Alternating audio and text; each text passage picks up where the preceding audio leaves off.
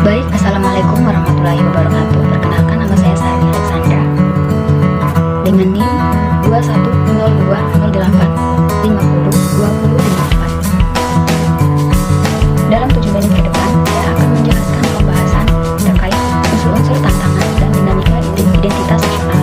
Kedua, integrasi nasional. Tiga, dinamika dan tantangan integrasi nasional.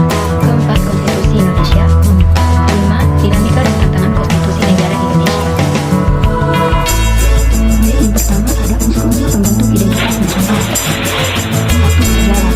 Bangsa Indonesia mengalami kehidupan dalam beberapa situasi dan kondisi sosial yang berbeda sesuai perkembangan zaman.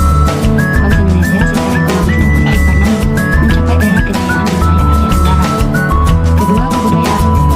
Aspek kebudayaan yang menjadi unsur pembentuk identitas nasional meliputi 3 unsur, yaitu kemudian peradaban, dan pengetahuan. Ketiga, budaya unggul. Budaya unggul adalah semangat dan kultur kita untuk mencapai kemajuan. Kita harus berbuat baik. Kalau orang lain mampu, mengapa kita tidak mampu? Keempat, suku bangsa.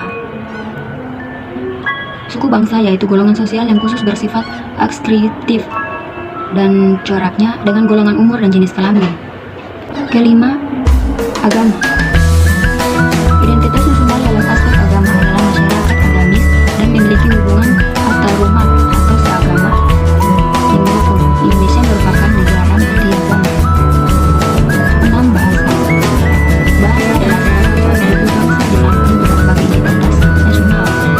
Bahasa Indonesia dikenal sebagai bahasa Melayu yang merupakan bahasa penghubung. Kemudian, dinamika dan tantangan identitas Indonesia. Tantangan mengembangkan identitas nasional terdapat pada pikiran dan sikap yang terbuka untuk menghormati keanekaragaman, mendorong demokrasi yang partisipatif, memperkuat penegak hukum, serta memajukan solidaritas terhadap mereka yang lemah atau korban, di mana negeri Indonesia adalah ruang publik sebagai tempat kita hidup bersama. Kedua, integrasi nasional. Kita dapat menguraikan istilah tersebut dari 2 pengertian secara etimologi dan terminologi. Etimologi adalah studi yang mempelajari asal-usul kata, penyebutannya, dan juga perubahannya yang terjadi pada setiap kata. Secara etimologi, integrasi nasional terdiri atas 2 kata, yaitu integrasi dan nasional. Integrasi nasional dalam bahasa Inggrisnya adalah national integration. Integration berarti kesempurnaan atau keseluruhan. Kata ini berasal dari bahasa Latin integra, yang berarti utuh atau menyeluruh. Berdasarkan etimologisnya, integrasi dapat diartikan sebagai pemauan hingga menjadi kesatuan utuh atau bulat. Nasional berarti bangsa sebagai bentuk persekutuan dari orang-orang yang berlatar belakangnya berada dalam suatu wilayah dan wilayah satu kesatuan politik. Berdasarkan pendapat para ahli, integrasi nasional meliputi 1. Integrasi politik, kedua integrasi ekonomi, ketiga integrasi sosial budaya. Kemudian jenis-jenis integrasi.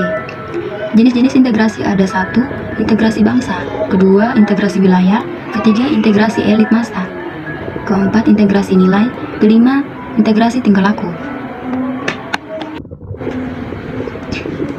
Pembahasan ketiga ada dinamika dan tantangan integrasi nasional. Pengertian integrasi nasional berasal dari 2 suku kata, yaitu integrasi dan nasional. Kemudian, pentingkah integrasi nasional bagi Indonesia? Integrasi nasional penting untuk diwujudkan dalam kehidupan masyarakat Indonesia, dikarenakan Indonesia merupakan negara yang masih berkembang atau dapat dikatakan negara yang masih mencari jati diri. Tantangan yang dihadapi oleh bangsa Indonesia dalam mempertahankan persatuan dan kesatuan bangsa Indonesia yaitu masyarakat Indonesia beraneka ragam. Kedua, wilayah Indonesia yang sangat luas. Ketiga, kuatnya paham etnosentrisme. Keempat, tidak meratanya pembangunan. Kelima, budaya asli mulai tergerus.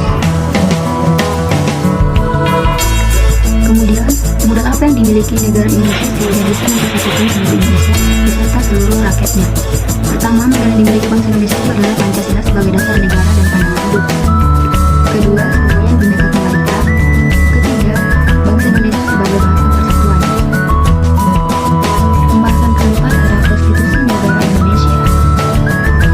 Berdasarkan uraian dari para ahli, konstitusi memiliki 2 pengertian, yaitu dalam arti sempit dan dalam arti Dalam arti sempit, konstitusi merupakan suatu dokumen atau seperangkat dokumen yang berisi aturan-aturan dasar untuk menyelenggarakan negara.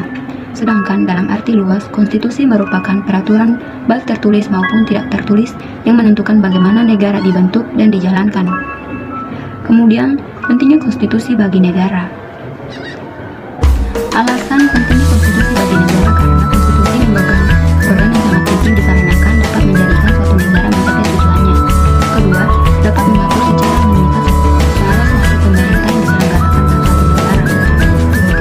Ketiga, tanpa konstitusi negara akan hancur dan tidak akan berkembang dengan baik. Keempat, dengan adanya seperangkat aturan dalam konstitusi, kehidupan sebuah negara akan menjadi teratur.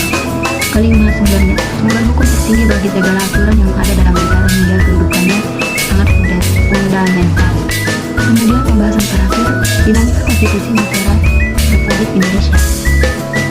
Perubahan konstitusi di Indonesia disebabkan oleh faktor eksternal dan faktor internal serta dipengaruhi oleh politik hukum yang ada, kemudian berdampak pula pada perubahan sistem ketatanegaraan di Indonesia. Yang mengamandemenkan UUD 1945 yaitu anggota BPUPKI, kemudian anggota PPKI dan anggota MPR. Perubahan kedua UUD 1945 dilakukan sekitar meliputi satu, pembagian daerah, kedua,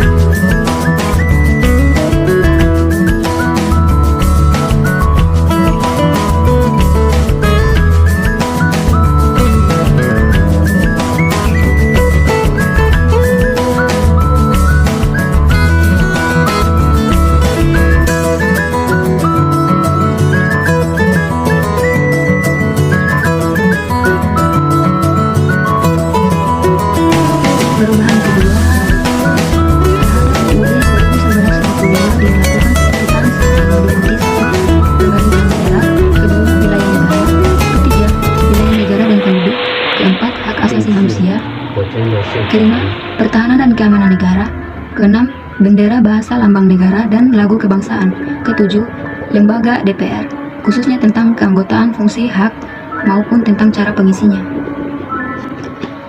Perubahan ketiga, UUD diputuskan dengan rapat paripurna MPR RI ke-7 pada tanggal 9 November tahun 2001. Sidang tahunan MPR RI, perubahan substitusi amandemen ketiga kalinya meliputi 1.